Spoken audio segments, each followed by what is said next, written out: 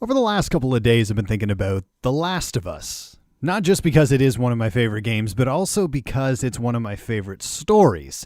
And it also brings up a really good question of character motivation, what they would do, and a reminder that when you're playing a game, sometimes you're not playing you. This isn't an avatar or a version of you existing within a pre-constructed world. This isn't like Skyrim or Fallout or any of those games where you're basically just stepping into a brand new fantasy realm, but you're still you.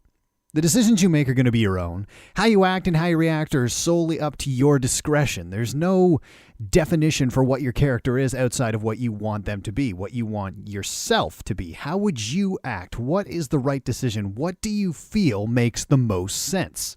But in The Last of Us, it's very different. You're not playing you.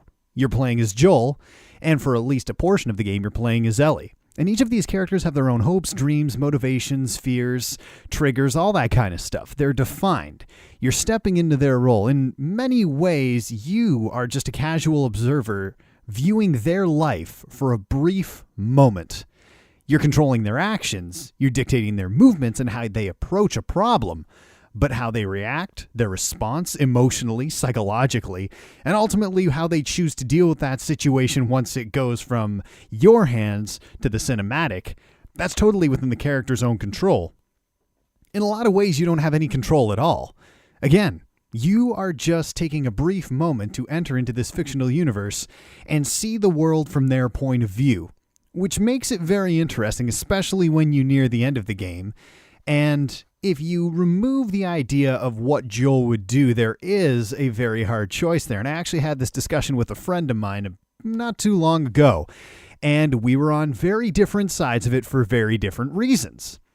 And this is going to be a bit of a spoiler territory. So if you don't want, if for some reason you haven't played The Last of Us, and you intend to, and you don't want the game ruined for you, I'm going to give you an opportunity to bug out now, because in order for this idea to be coherent, I'm going to have to spoil the ending of the game. So this is your 5-second notice to move on to something else and let this one go. And then maybe after you've played it, come back to it. Or if you have already played it, or if you just don't care, by all means, keep listening. At the end of the game, you have to rescue Ellie from a surgery room where their journey is culminated in Joel taking Ellie to the Firefly's base, where they're going to try and synthesize a cure for the cordyceps virus. But when they get there, and if you've been paying attention to all the little notes and dialogue that's been going on in the background, you realize that the cordyceps grow along the brainstem. Ellie's unique in the very unique side effect that instead of being infected, although she isn't turning into one of these cordyceps zombie spore people. She's immune. The cordyceps still grow on her brainstem, and I think on her arm she's got like a little bit of a scabbed over area that looks like a little mushroomy, but it's not growing. It's just like a scar.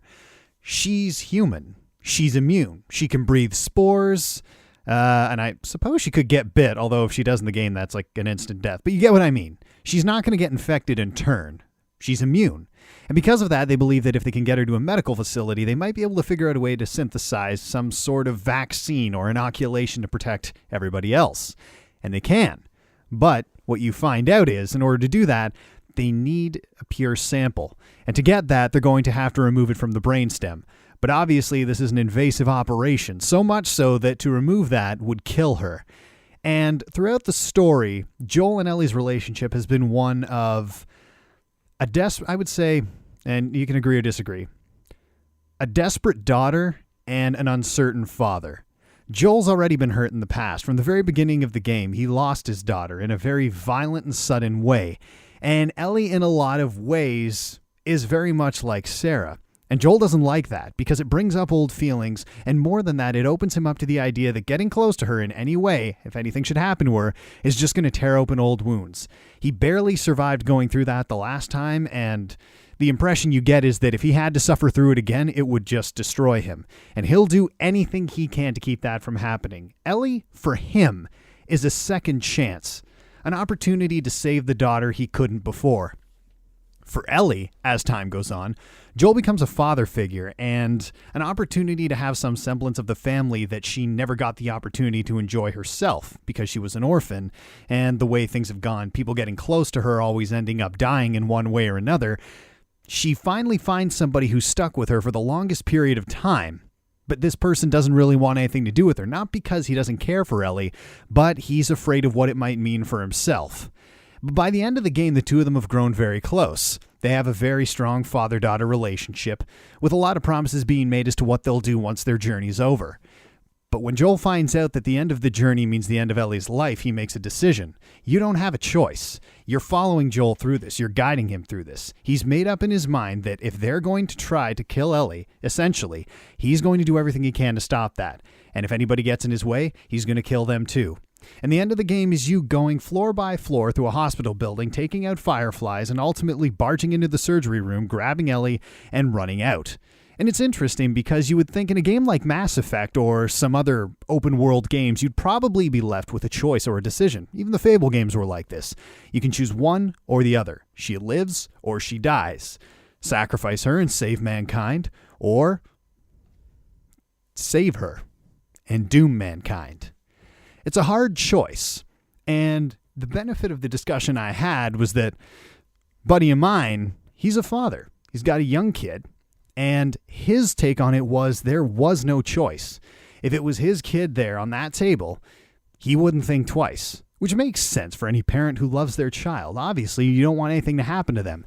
And if someone told you, well, it's your child or mankind, I think it's safe to say that most parents would choose their child. It's hard to imagine mankind. That's a very...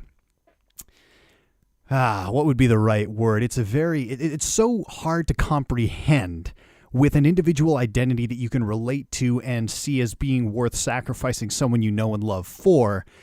It's almost beyond comprehension. But your son or your daughter, that's somebody that you know very personally, intimately. And to have to sacrifice them, that's a hard choice to make. Me being on the other side, not having that kind of responsibility, is just like, well, absolutely, I would choose mankind over anything. The opportunities that mankind offers is too great. You're asking me to choose one life against 7 billion. Mathematically, that just doesn't make any sense. Like Spock said, the needs of the many outweigh the needs of the few. Or one of my favorite series, Fate's Day Night, that was Kiritsugu's entire modus operandi. He would always sacrifice to save the greater number. He would always choose humanity over anyone else, even his own family. Man, I'm getting into all kinds of spoiler territory here. Okay, I don't want to ruin too much of another series. But it brought up an interesting discussion and led me to an interesting conclusion. Because over that discussion, we eventually came to the conclusion that ultimately how we felt really wasn't important because the story was never about us.